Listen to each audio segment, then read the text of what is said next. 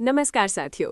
आज हम विज्ञान के एक बहुत ही महत्वपूर्ण अध्याय भोजन, स्वास्थ्य एवं रोग को विस्तार से समझेंगे। ये अध्याय परीक्षा की दृष्टि से बहुत महत्वपूर्ण है क्योंकि इससे पोषक तत्वों के प्रकार, उनके कार्य, उनके स्रोत और शरीर में उनकी भूमिका से जुड़े प्रश्न अक्सर पूछे जाते हैं। इसलिए आज की इस कक्षा को ध्यान से समझिए क्योंकि ये आपकी बुनियादी समझ को मजबूत करेगा। सबसे पहले हम समझते हैं कि भोजन क्या होता है। भोजन वो पदार्थ है जिसे खाने से हमें ऊर्जा प्राप्त होती है। ये ऊर्जा हमारे शरीर के हर कार्य के लिए आवश्यक होती है, चाहे वो चलना हो, पढ़ना हो, खेलना हो, सांस लेना हो या शरीर के अंदर होने वाली अनगिनत क्रियाएं। भोजन हमारे शरीर की वृद्धि और विकास में मदद करता है, शरीर को मजबूत बनाता है, टूटे हुए ऊतकों की मरम्मत करता है और हमें रोगों से लड़ने की क्षमता भी प्रदान करता है। इसलिए स्वस्थ जीवन के लिए संतुलित भोजन बहुत जरूरी है। अब प्रश्न आता है कि भोजन हमें ये सब कैसे देता है। इसका कारण है भोजन में उपस्थित विशेष तत्व, जिन्हें हम पोषक तत्व कहते हैं। भोजन में उपस्थित वे तत्व जो शरीर को ऊर्जा प्रदान करते हैं, वृद्धि और विकास में सहायता करते हैं तथा रोगों से बचाने में मदद करते हैं, उन्हें पोषक तत्व कहा जाता है। ये शरीर के निर्माण, संचालन और सुरक्षा तीनों में महत्वपूर्ण भूमिका निभाते हैं।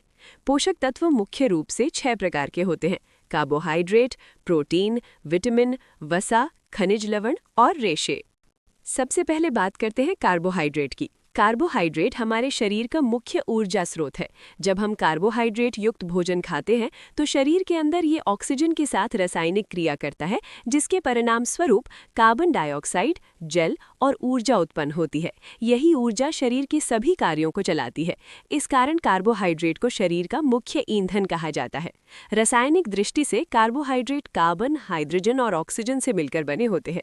ग्लूकोज का रासायनिक सूत्र C6H12O6 होता है और चीनी का सूत्र C12H22O11 होता है। ये तथ्य परीक्षा में पूछा जा सकता है, इसलिए इसे याद रखना चाहिए। अब कार्बोहाइड्रेट के स्रोत समझते हैं। हमें कार्बोहाइड्रेट मुख्य रूप से चावल, गेहूं, मक्का, बाजरा, आलू, शकरकंद, गन्ना, चुकंदर और पपीता जैसे खाद्य पदार्थों से प्राप्त होता है। विशेष रूप से अनाज और कंद वाली सब्जियां कार्बोहाइड्रेट के प्रमुख स्रोत मानी जाती हैं। कार्बोहाइड्रेट 2 प्रकार के होते हैं: सरल और जटिल। सरल कार्बोहाइड्रेट की संरचना सरल होती है और ये जल्दी ऊर्जा प्रदान करते हैं, जैसे ग्लूकोज और फ्रक्टोज। जटिल कार्बोहाइड्रेट की संरचना जटिल होती है और ये धीरे धीरे ऊर्जा प्रदान करते हैं, जैसे अनाज में पाया जाने वाला स्टार्च। कार्बोहाइड्रेट केवल ऊर्जा ही नहीं देता, बल्कि इसके कुछ अन्य महत्वपूर्ण कार्य भी हैं। ये शरीर में वसा के संचय में मदद करता है और सबसे महत्वपूर्ण बात ये कि ये प्रोटीन को ऊर्जा के रूप में खर्च होने से बचाता है। यदि शरीर में कार्बोहाइड्रेट की कमी हो जाए तो शरीर ऊर्जा प्राप्त करने के लिए प्रोटीन को तोड़ने लगता है, जबकि प्रोटीन का मुख्य कार्य शरीर का निर्माण करना होता है। इसलिए कार्बोहाइड्रेट प्रोटीन की रक्षा करता है ताकि प्रोटीन अपना मूल कार्य सही ढंग से कर सके।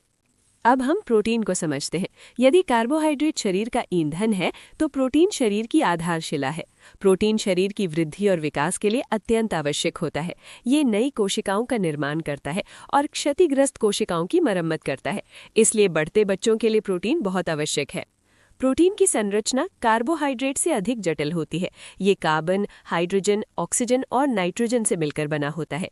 नाइट्रोजन की उपस्थिति प्रोटीन की विशेष पहचान है। प्रोटीन की सबसे छोटी इकाई अमीनो अम्ल होती है। कई अमीनो अम्ल मिलकर प्रोटीन बनाते हैं और पाचन के दौरान प्रोटीन फिर से अमीनो अम्ल में टूट जाता है, जिन्हें शरीर नई कोशिकाएं बनाने के लिए उपयोग करता है। प्रोटीन के स्रोत 2 प्रकार के होते हैं। पहला जंतु स्रोत जैसे दूध, मांस, मछली और अंडा। दूसरा वनस्पति स्रोत जैसे दालें, सोयाबीन और फलीदार सब्जियां।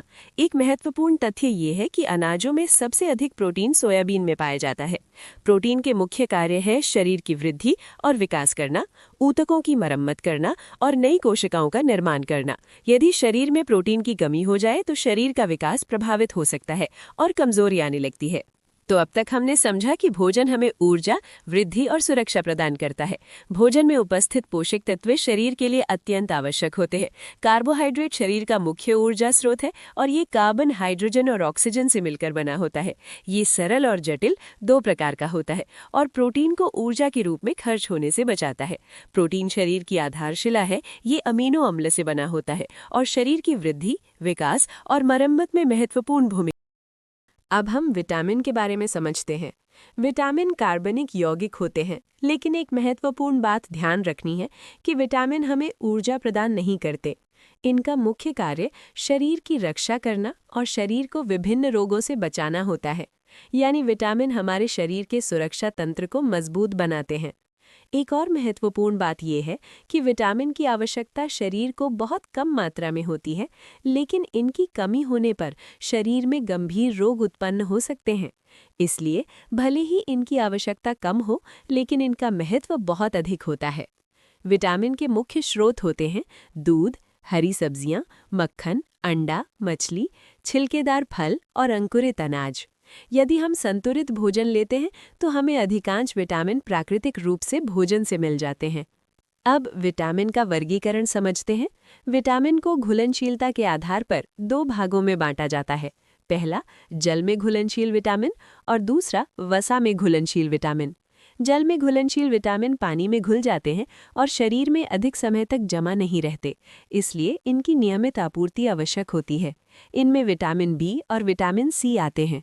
दूसरी ओर वसा में घुलनशील विटामिन शरीर की वसा में घुलते हैं और कुछ समय तक शरीर में संग्रहित रह सकते हैं। इनमें विटामिन ए, डी, ई और के आते हैं। इन्हें याद रखने के लिए एक आसान ट्रिक है, कीडा। अब हम एक एक करके प्रमुख विटामिन, उनके कार्य, स्रोत और कमी से होने वाले रोग समझते हैं। सबसे पहले विटामिन ए। इसका रासायनिक नाम रेटिनॉल होता है। इसकी कमी से रतौंधी नामक रोग होता है, जिसमें व्यक्ति को रात में ठीक से दिखाई नहीं देता। ये आंखों के स्वास्थ्य के लिए बहुत महत्वपूर्ण विटामिन है। इसके प्रमुख स्रोत हैं पालक, गाजर, मक्खन और दूध। अब बात करते हैं विटामिन बी की, विशेष रूप से विटामिन B1 की। इसकी कमी से बेरी-बेरी रोग होता है। ये तंत्रिका तंत्र और मांसपेशियों के सामान्य कार्य के लिए आवश्यक होता है। इसके मुख्य स्रोत हैं अनाज, फलियां और अंडे। अब विटामिन सी को समझते हैं। इसका रासायनिक नाम एस्कॉर्बिक एसिड है, जो एक अम्ल के रूप में पाया जाता है। इसकी कमी से स्कर्वी नामक रोग होता है, जिसमें मसूड़ों से खून आना, कमजोरी और घाव का देर से भरना जैसी समस्याएं होती हैं। इसके मुख्य स्रोत हैं सभी खट्टे फल जैसे नींबू और टमाटर, लेकिन विटामिन सी का सबसे अच्छा स्रोत आंवला माना जाता है। अब विटामिन डी की बात करते हैं। इसका रासायनिक नाम कैल्सिफेरॉल है। इसकी कमी से बच्चों में रिकेट्स या सूखा रोग होता है, जिसमें हड्डियां कमजोर और टेढ़ी हो जाती हैं। विटामिन डी की सबसे महत्वपूर्ण बात यह है कि इसका सबसे अच्छा स्रोत प्रातःकालीन सूर्य की किरणें हैं। इसके अलावा ये दूध और मक्खन में भी पाया जाता है। विटामिन डी शरीर में कैल्शियम के अवशोषण में मदद करता है, इसलिए ये हड्डियों के लिए अत्यंत आवश्यक है। अब विटामिन ई को समझते हैं। इसकी कमी से जनन क्षमता प्रभावित हो सकती है, अर्थात संतान उत्पत्ति में समस्या हो सकती है। ये प्रजनन स्वास्थ्य और कोशिकाओं की सुरक्षा के लिए महत्वपूर्ण है। इसके मुख्य स्रोत हैं दूध, अंडों की जर्दी और हरी सब्जियां। अब विटामिन के की बात करते हैं। इसका रासायनिक नाम नेफ्थोक्विनोन है। इसकी कमी से रक्त का थक्का जमने की क्षमता कम हो जाती है, यानी चोट लगने पर खून बहना बंद नहीं होता। इसलिए विटामिन के रक्त जमने की प्रक्रिया के लिए आवश्यक है। इसके स्रोत हैं हरी पत्तेदार सब्जियां, गोभी और पालक। अब हम वसा के बारे में समझते हैं। वसा शरीर के लिए एक महत्वपूर्ण ऊर्जा स्रोत है। एक महत्वपूर्ण तथ्य ये है कि कार्बोहाइड्रेट की तुलना में वसा से लगभग 2 गुनी ऊर्जा प्राप्त होती है, इसलिए ये ऊर्जा का सघन स्रोत है। वसा शरीर में चर्बी के रूप में जमा रहती है और शरीर को गर्म रखने में मदद करती है। ठंडे स्थानों पर रहने वाले जीवों की त्वचा के नीचे वसा की मोटी परत होती है, जो उन्हें ठंड से बचाती है। इसके अलावा वसा शरीर के अंगों की सुरक्षा भी करती है। वसा के स्रोत 2 प्रकार के होते हैं, जंतु स्रोत और वानस्पतिक स्रोत। जंतु स्रोतों में घी और मक्खन आते हैं, जो दूध से प्राप्त होते हैं। वानस्पतिक स्रोतों में मूंगफली का तेल, अलसी का तेल आदि शामिल हैं।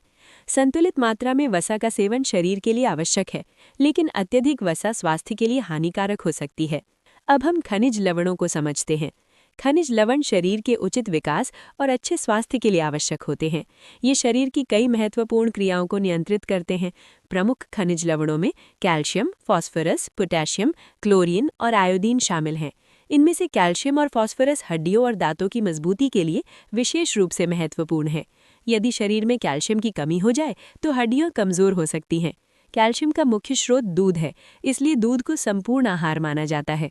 अब जल की बात करते हैं। जल जीवन के लिए अनिवार्य है। बिना भोजन के मनुष्य कुछ दिन जिंदा रह सकता है, लेकिन बिना जल के जीवन संभव नहीं है। जल शरीर में पोषक तत्वों के परिवहन में मदद करता है, शरीर का तापमान नियंत्रित करता है और शरीर के अंदर होने वाली जैव रासायनिक क्रियाओं को संभव बनाता है।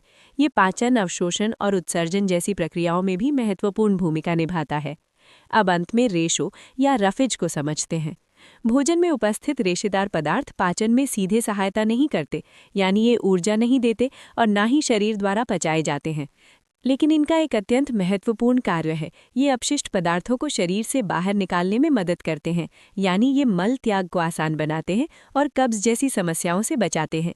इसलिए स्वस्थ पाचन तंत्र के लिए रेशेदार भोजन आवश्यक है।